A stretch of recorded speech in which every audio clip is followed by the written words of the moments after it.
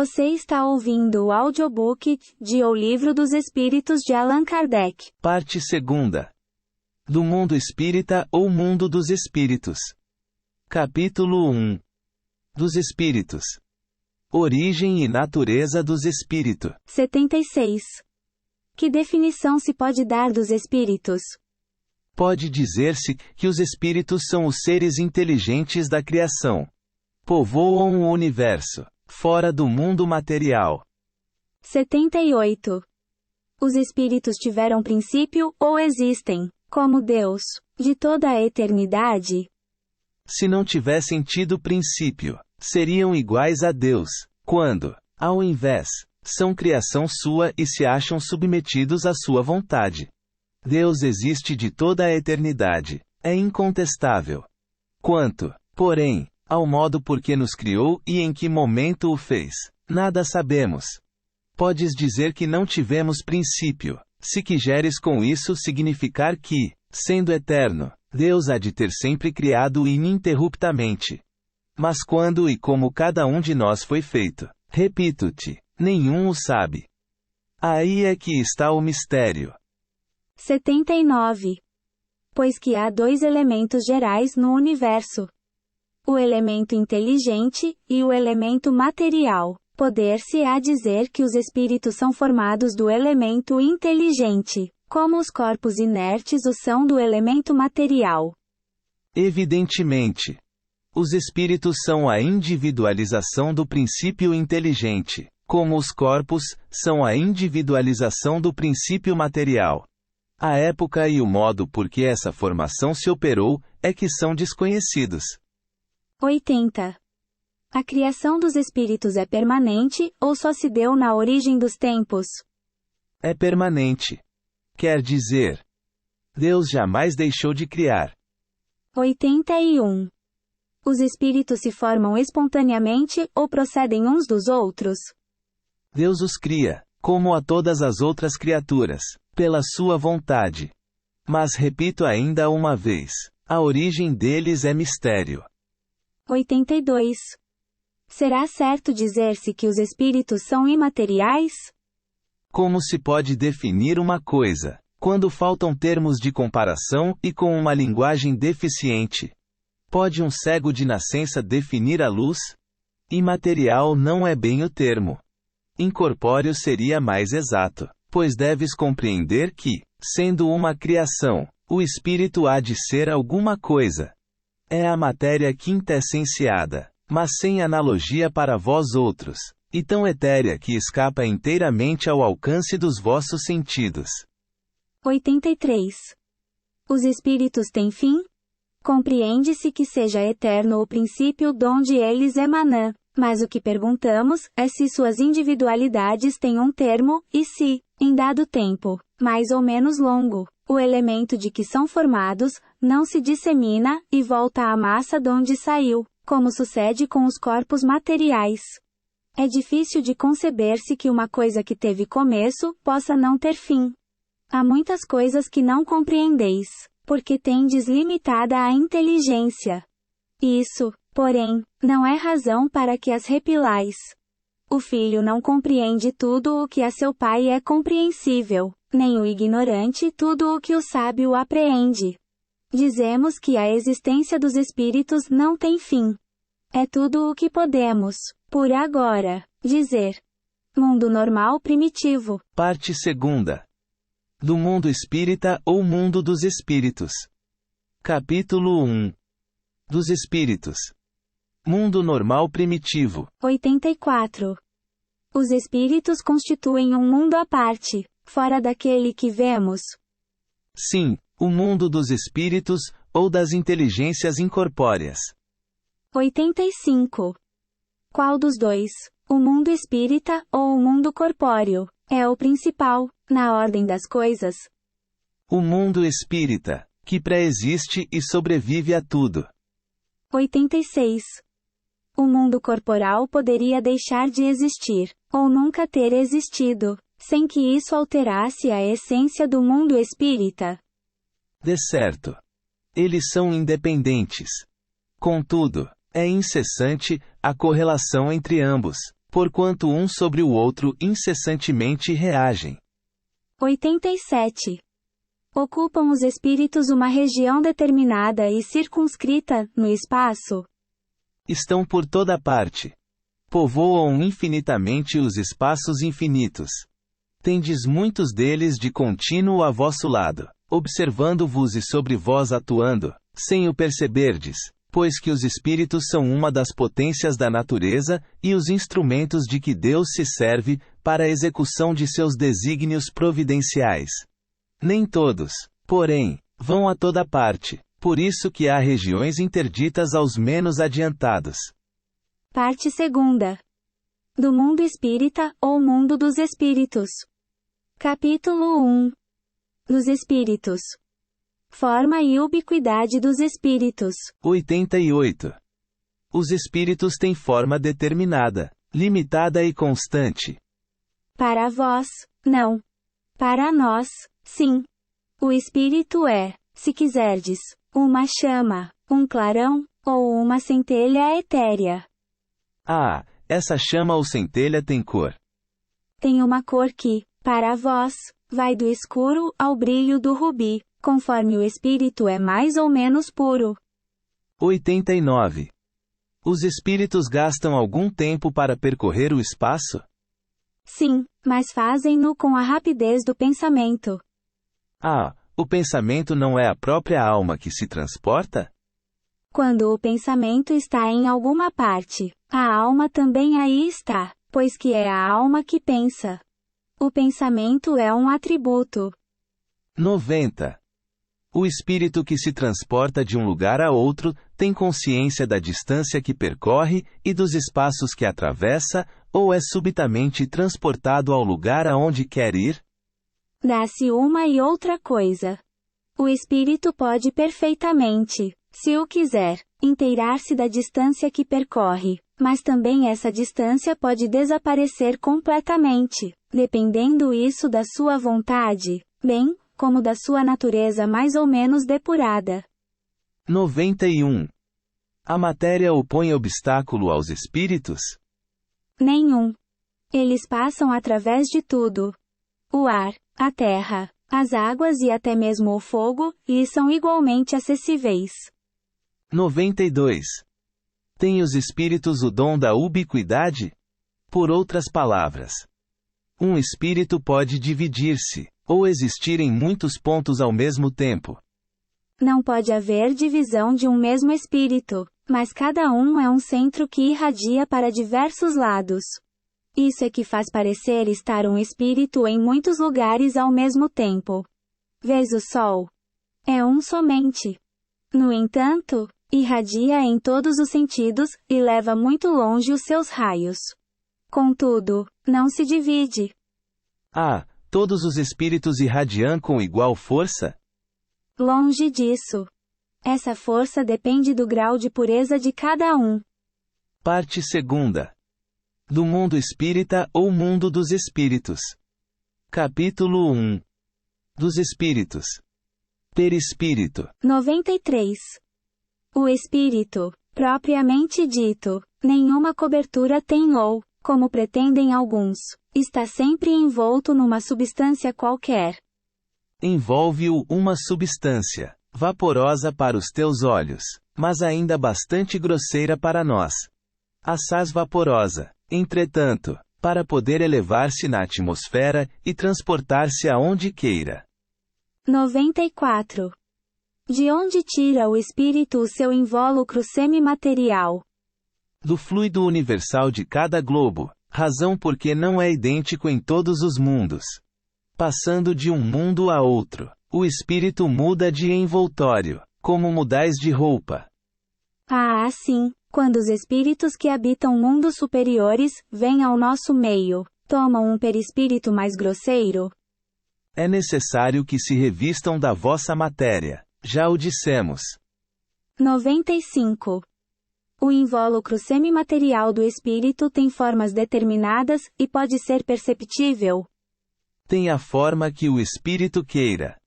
É assim que este vos aparece algumas vezes, quer em sonho, quer no estado de vigília, e que pode tomar forma visível, mesmo palpável. Parte 2. Do mundo espírita, ou mundo dos espíritos. Capítulo 1. Dos espíritos. Diferentes ordens de espíritos. 96. São iguais os espíritos, ou há entre eles qualquer hierarquia? São de diferentes ordens, conforme o grau de perfeição que tenham alcançado. 97. As ordens ou graus de perfeição dos espíritos são em número determinado. São ilimitadas em número, porque entre elas não há linhas de demarcação traçadas como barreiras, de sorte que as divisões podem ser multiplicadas ou restringidas livremente. Todavia, considerando-se os caracteres gerais dos espíritos, elas podem reduzir-se a 3 principais. Na primeira, colocar-se-ão os que atingiram a perfeição máxima. Os puros espíritos. Formam a segunda, os que chegaram ao meio da escala. O desejo do bem é o que neles predomina. Pertenceram à terceira, os que ainda se acham na parte inferior da escala. Os espíritos imperfeitos. A ignorância, o desejo do mal, e todas as paixões más que lhes retardam o progresso. Eis o que os caracteriza. 98.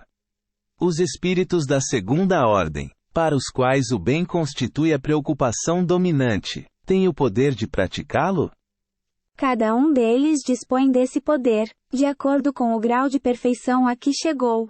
Assim, uns possuem a ciência, outros a sabedoria e a bondade.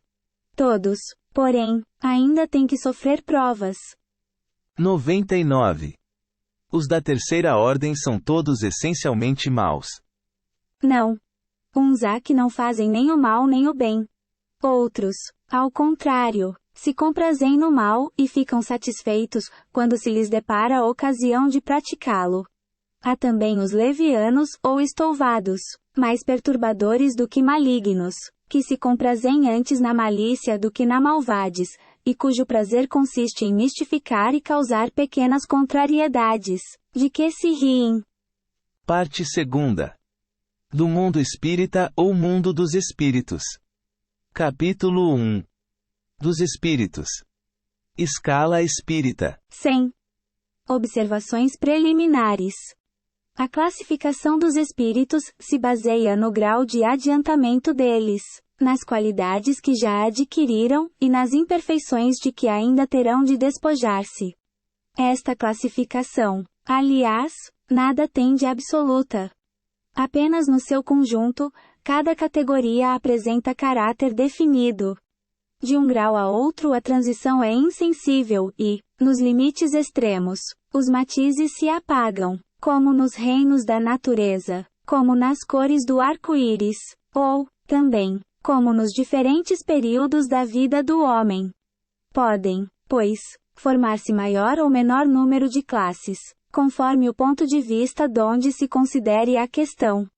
Dá-se aqui o que se dá com todos os sistemas de classificação científica, que podem ser mais ou menos completos, mais ou menos racionais, mais ou menos cômodos para a inteligência. Sejam, porém, quais forem, em nada alteram as bases da ciência. Assim, é natural que inquiridos sobre este ponto, hajam os espíritos divergido quanto ao número das categorias, sem que isto tenha valor algum. Entretanto, não faltou quem se agarrasse a esta contradição aparente, sem refletir que os espíritos nenhuma importância ligam ao que é puramente convencional. Para eles, o pensamento é tudo. Deixam-nos a forma, a escolha dos termos, as classificações, numa palavra, os sistemas. Façamos ainda uma consideração que se não deve jamais perder de vista, a de que entre os espíritos, do mesmo modo que entre os homens, há os muito ignorantes, de maneira que nunca serão demais as cautelas que se tomem contra a tendência a crer que, por serem espíritos, todos devam saber tudo. Qualquer classificação exige método, análise e conhecimento aprofundado do assunto. Ora, no mundo dos espíritos, os que possuem limitados conhecimentos são, como neste mundo, os ignorantes, os inaptos a apreender uma síntese, a formular um sistema. Só muito imperfeitamente percebem ou compreendem uma classificação qualquer. Consideram da primeira categoria todos os espíritos que lhes são superiores, por não poderem apreciar as gradações de saber, de capacidade e de moralidade que os distinguem, como sucede entre nós, a um homem rude, com relação aos civilizados. Mesmo os que sejam capazes de tal apreciação, podem mostrar-se divergentes, quanto às particularidades, conforme os pontos de vista em que se achem, sobretudo se trata de uma divisão, que nenhum cunho absoluto o apresente. Linneu, Jussieu e Tournefort tiveram cada um o seu método, sem que a botânica houvesse em consequência, experimentado modificação alguma. É que nenhum deles inventou as plantas, nem seus caracteres. Apenas observaram as analogias, segundo as quais formaram os grupos ou classes. Foi assim que também nós procedemos. Não inventamos os espíritos, nem seus caracteres. Vimos e observamos, julgamo-los pelas suas palavras e atos, depois os classificamos pelas semelhanças, baseando-nos em dados que eles próprios nos forneceram. Os espíritos, em geral, admitem 3 categorias principais, ou 3 grandes divisões. Na última, a que fica na parte inferior da escala, estão os espíritos imperfeitos, caracterizados pela predominância da matéria sobre o espírito, e pela propensão para o mal. Os da segunda, se caracterizam pela predominância do espírito sobre a matéria, e pelo desejo do bem. São os bons espíritos. A primeira, finalmente, compreende os espíritos puros, os que atingiram o grau supremo da perfeição. Esta divisão nos pareceu perfeitamente racional, e com caracteres bem positivados. Só nos restava pôr em relevo, mediante subdivisões em número suficiente, os principais matizes do conjunto. Foi o que fizemos, com o concurso dos espíritos, cujas benévolas instruções jamais nos faltaram. Com o auxílio desse quadro, fácil será determinar-se a ordem, assim como o grau de superioridade ou de inferioridade, dos que possam entrar em relações conosco e, por conseguinte, o grau de confiança ou de estima que mereçam. É, de certo modo, a chave da ciência espírita, porquanto só ele pode explicar as anomalias que as comunicações apresentam, esclarecendo-nos acerca das desigualdades intelectuais e morais dos espíritos. Faremos, todavia, notar que estes não ficam pertencendo, exclusivamente, a tal ou tal classe. Sendo sempre gradual o progresso deles, e muitas vezes mais acentuado, num sentido do que em outro. Pode acontecer que muitos reúnam em si os caracteres de várias categorias, o que seus atos e linguagem tornam possível apreciar-se. Terceira ordem, espíritos imperfeitos. Parte 2. Do mundo espírita ou mundo dos espíritos. Capítulo 1. Dos espíritos. Terceira ordem, espíritos imperfeitos. 101. Caracteres gerais. Predominância da matéria sobre o espírito. Propensão para o mal. Ignorância, orgulho, egoísmo e todas as paixões que lhes são consequentes. Têm a intuição de Deus, mas não o compreendem. Nem todos são essencialmente maus. Em alguns há mais leviandade, irreflexão e malícia, do que verdadeira maldade. Uns não fazem o bem nem o mal. Mas, pelo simples fato de não fazerem o bem, já denotam a sua inferioridade. Outros, ao contrário, se comprazem no mal, e rejubilam quando uma ocasião se lhes depara de praticá-lo. A inteligência pode achar-se neles aliada à maldade, ou à malícia. Seja, porém, qual for o grau que tenham alcançado de desenvolvimento intelectual, suas ideias são pouco elevadas, e mais ou menos abjetos seus sentimentos. Restritos conhecimentos têm das coisas do mundo espírita, e o pouco que sabem se confunde com as ideias e preconceitos da vida corporal. Não nos podem dar mais do que noções errôneas e incompletas. Entretanto, Nas suas comunicações, mesmo imperfeitas, o observador atento encontra a confirmação das grandes verdades ensinadas pelos espíritos superiores. Na linguagem de que usam, se lhes revela o caráter. Todo espírito que, em suas comunicações, trai um mau pensamento, pode ser classificado na terceira ordem. Conseguintemente, todo mau pensamento que nos é sugerido, vem de um espírito desta ordem. Eles veem a felicidade dos bons, e esse espetáculo lhes constitui incessante tormento, porque os faz experimentar todas as angústias que a inveja e o ciúme podem causar. Conservam a lembrança e a percepção dos sofrimentos da vida corpórea, e essa impressão é muitas vezes mais penosa do que a realidade. Sofrem, pois, verdadeiramente, pelos males de que padeceram em vida, e pelos que ocasionam aos outros. Como sofrem por longo tempo, julgam que sofrerão para sempre. Deus, para puni-los, quer que assim julguem. Podem compor 5 classes principais. 102. 10ª classe. Espíritos impuros. São inclinados ao mal, de que fazem o objeto de suas preocupações. Como espíritos, dão conselhos pérfidos, sopram a discórdia e a desconfiança, e se mascaram de todas as maneiras, para melhor enganar. Ligam-se aos homens de caráter bastante fraco, para cederem às suas sugestões, a fim de induzi-los à perdição, satisfeitos com o conseguirem retardar-lhes o adiantamento, fazendo-os sucumbir nas provas por que passam. Nas manifestações, os espíritos se dão a conhecer pela linguagem. A trivialidade e a grosseria das expressões, neles, como nos homens, é sempre indício de inferioridade moral, mas também intelectual. Suas comunicações exprimem a baixeza de seus pendores, e, se tentam iludir, falando com sensatez, não conseguem sustentar por muito tempo o papel, e acabam sempre por se traírem. Alguns povos os arvoraram em divindades maléficas. Outros os designam pelos nomes de demônios, maus gênios, espíritos do mal. Quando encarnados, os seres vivos que eles constituem, se mostram propensos a todos os vícios geradores das paixões vis e degradantes. A sensualidade, a crueldade, a felônia, a hipocrisia, a cupidez, a avareza sórdida. Fazem o mal por prazer, as mais das vezes sem motivo, por ódio ao bem. Quase sempre escolhem suas vítimas entre as pessoas honestas. São flagelos para a humanidade, pouco importando a categoria social a que pertençam, e o verniz da civilização não os forra ao opróbrio e à ignomínia. 103. 9ª classe. Espíritos levianos. São ignorantes, maliciosos, irrefletidos e zombeteiros.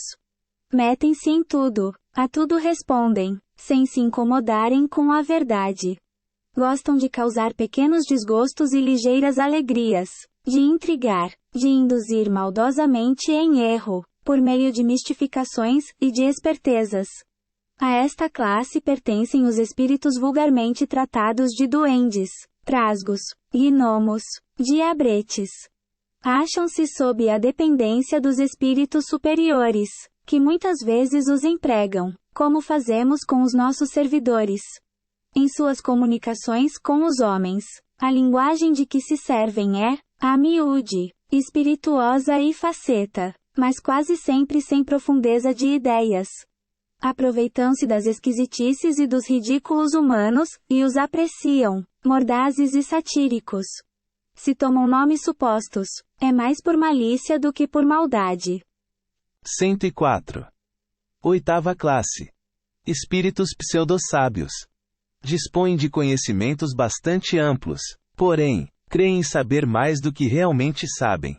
Tendo realizado alguns progressos, sob diversos pontos de vista, a linguagem deles aparenta um cunho de seriedade, de natureza a iludir com respeito às suas capacidades e luzes. Mas, em geral, isso não passa de reflexo dos preconceitos e ideias sistemáticas que nutriam na vida terrena. É uma mistura de algumas verdades com os erros mais absurdos, nos quais penetram a presunção, o orgulho, o ciúme e a obstinação, de que ainda não puderam despir-se. 105. Sétima classe. Espíritos neutros. Nem bastante bons para fazerem o bem, nem bastante maus para fazerem o mal. Pendem tanto para um como para o outro, e não ultrapassam a condição comum da humanidade, quer no que concerne ao moral, quer no que toca à inteligência. Apegam-se às coisas deste mundo, de cujas grosseiras alegrias sentem saudades. 106. Sexta classe. Espíritos batedores e perturbadores. Estes espíritos, propriamente falando, não formam uma classe distinta pelas suas qualidades pessoais. Podem caber em todas as classes da terceira ordem. Manifestam geralmente sua presença por efeitos sensíveis e físicos, como pancadas, movimento e deslocamento anormal de corpos sólidos, agitação do ar, etc. Afiguram-se, mais do que outros, presos à matéria. Parecem ser os agentes principais das vicissitudes dos elementos do globo, quer a TUEM, sobre o ar, a água, o fogo, os corpos duros, quer nas entranhas da terra. Reconhece-se que esses fenômenos não derivam de uma causa fortuita ou física, quando denotam caráter intencional e inteligente. Todos os espíritos podem produzir tais fenômenos, mas os de ordem elevada os deixam, de ordinário, como atribuições dos subalternos, mais aptos para as coisas materiais do que para as coisas da inteligência. Quando julgam úteis as manifestações desse gênero, lançam mão destes últimos como seus auxiliares. Segunda ordem, bons espíritos. Parte segunda. Do mundo espírita, ou mundo dos espíritos. Capítulo 1. Dos espíritos. Segunda ordem, bons espíritos. 107. Caracteres gerais. Predominância do espírito sobre a matéria. Desejo do bem. Suas qualidades e poderes para o bem estão em relação com o grau de adiantamento que hajam alcançado. Uns têm a ciência, outros a sabedoria e a bondade. Os mais adiantados reúnem o saber às qualidades morais. Não estando ainda completamente desmaterializados, conservam mais ou menos, conforme a categoria que ocupem, os traços da existência corporal, assim na forma da linguagem, como nos hábitos, entre os quais se descobrem mesmo algumas de suas manias. De outro modo, seriam espíritos perfeitos. Compreendem Deus e o infinito, e já gozam da felicidade dos bons. São felizes pelo bem que fazem, e pelo mal que impedem. O amor que os une, lhes é fonte de inefável ventura, que não tem a perturbá-la nem a inveja, nem os remorsos, nem nenhuma das más paixões que constituem o tormento dos espíritos imperfeitos. Todos, entretanto, ainda têm que passar por provas, até que atinjam a perfeição. Como espíritos, suscitam bons pensamentos, desviam os homens da senda do mal, protegem na vida os que se lhes mostram dignos de proteção, e neutralizam a influência dos espíritos imperfeitos sobre aqueles a quem não lhes é grato sofrê-la. Quando encarnados, são bondosos e benevolentes com os seus semelhantes. Não os movem o orgulho, nem o egoísmo, ou a ambição. Não experimentam ódio, rancor, inveja ou ciúme e fazem o bem pelo bem. A esta ordem pertencem os espíritos designados, nas crenças vulgares, pelos nomes de bons gênios, gênios protetores, espíritos do bem. Em épocas de superstições e de ignorância, eles hão sido elevados à categoria de divindades benfacejas. Podem ser divididos em 4 grupos principais. 108. Quinta classe. Espíritos benévolos. A bondade é neles a qualidade dominante. Apraz-lhes prestar serviço aos homens e protegê-los. Limitados, porém, são os seus conhecimentos. Hão progredido mais no sentido moral do que no sentido intelectual. 109. Quarta classe. Espíritos sábios. Distinguem-se especialmente pela amplitude de seus conhecimentos. Preocupam-se menos com as questões morais, do que com as de natureza científica, para as quais têm maior aptidão. Entretanto, só encaram a ciência do ponto de vista da sua utilidade, e jamais dominados por quaisquer paixões próprias dos espíritos imperfeitos. 110. Terceira classe. Espíritos de sabedoria. As qualidades morais da ordem mais elevada são o que os caracteriza. Sem possuírem ilimitados conhecimentos, são dotados de uma capacidade intelectual que lhes faculta juízo reto sobre os homens e as coisas. 111. Segunda classe. Espíritos superiores. Esses em si reúnem a ciência, a sabedoria e a bondade. Da linguagem que empregam, se exala sempre a benevolência. É uma linguagem invariavelmente digna, elevada e, muitas vezes, sublime. Sua superioridade os torna mais aptos do que os outros a nos darem noções exatas sobre as coisas do mundo incorpóreo, dentro dos limites do que é permitido ao homem saber. Comunicam-se complacentemente com os que procuram de boa fé a verdade, e cuja alma já está bastante desprendida das ligações terrenas, para compreendê-la.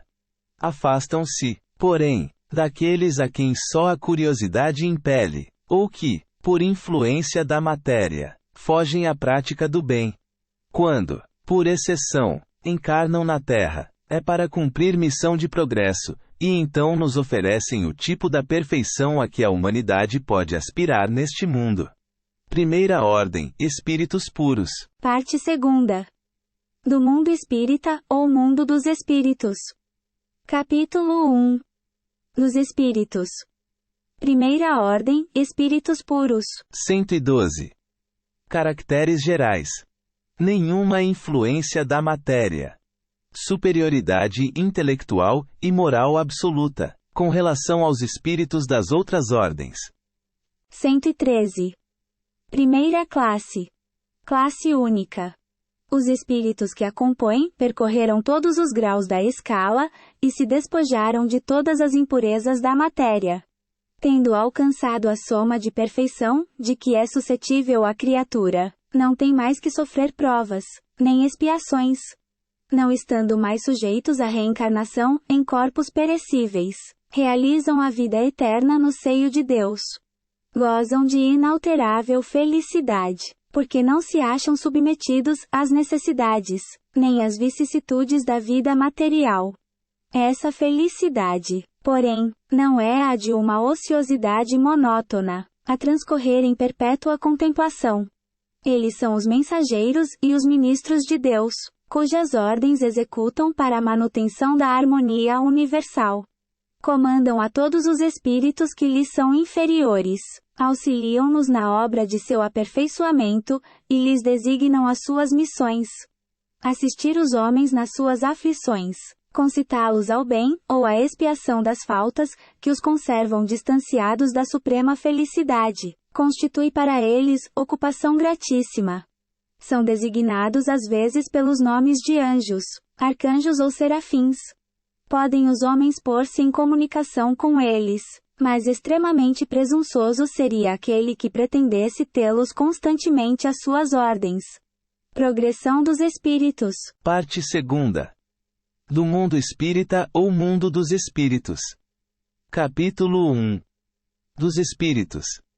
Progressão dos espíritos. 114. Os espíritos são bons ou maus por natureza, ou são eles mesmos que se melhoram? São os próprios espíritos que se melhoram e, melhorando-se, passam de uma ordem inferior para outra mais elevada. 115. Nos espíritos, uns terão sido criados bons e outros maus? Deus criou todos os espíritos simples e ignorantes, isto é, sem saber. A cada um deu determinada missão, com o fim de esclarecê-los e de os fazer chegar progressivamente à perfeição, pelo conhecimento da verdade, para aproximá-los de si. Nesta perfeição é que eles encontram a pura e eterna felicidade. Passando pelas provas que Deus lhes impõe, é que os espíritos adquirem aquele conhecimento. Uns aceitam submissos essas provas, e chegam mais depressa à meta que lhes foi destinada. Outros só a suportam lamentando, e, pela falta em que desse modo incorrem, permanecem afastados da perfeição e da prometida felicidade. Segundo o que acabais de dizer, os espíritos, em sua origem, seriam como as crianças, ignorantes e inexperientes, só adquirindo pouco a pouco os conhecimentos de que carecem com o percorrerem as diferentes fases da vida?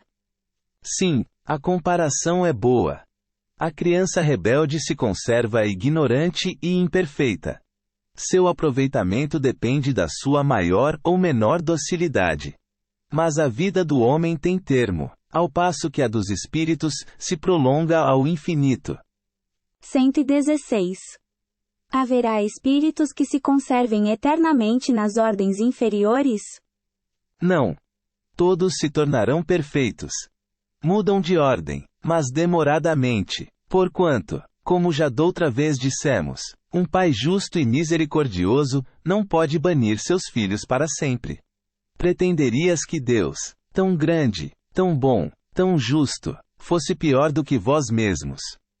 117. Depende dos espíritos o progredirem mais ou menos rapidamente para a perfeição? Certamente. Eles a alcançam mais ou menos rápido, conforme o desejo que têm de alcançá-la e a submissão que testemunham à vontade de Deus. Uma criança dócil não se instrui mais depressa do que outra recalcitrante. 118. Podem os espíritos degenerar? Não. À medida que avançam, compreendem o que os distanciava da perfeição. Concluindo uma prova, o espírito fica com a ciência que daí lhe veio, e não a esquece. Pode permanecer estacionário, mas não retrograda. 119. Não podia Deus isentar os espíritos das provas que lhes cumpre sofrer para chegarem à primeira ordem? Se Deus os houvesse criado perfeitos, nenhum mérito teriam para gozar dos benefícios dessa perfeição.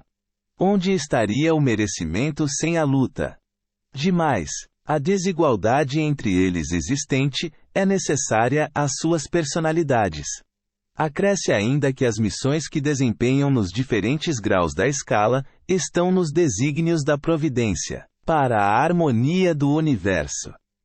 120.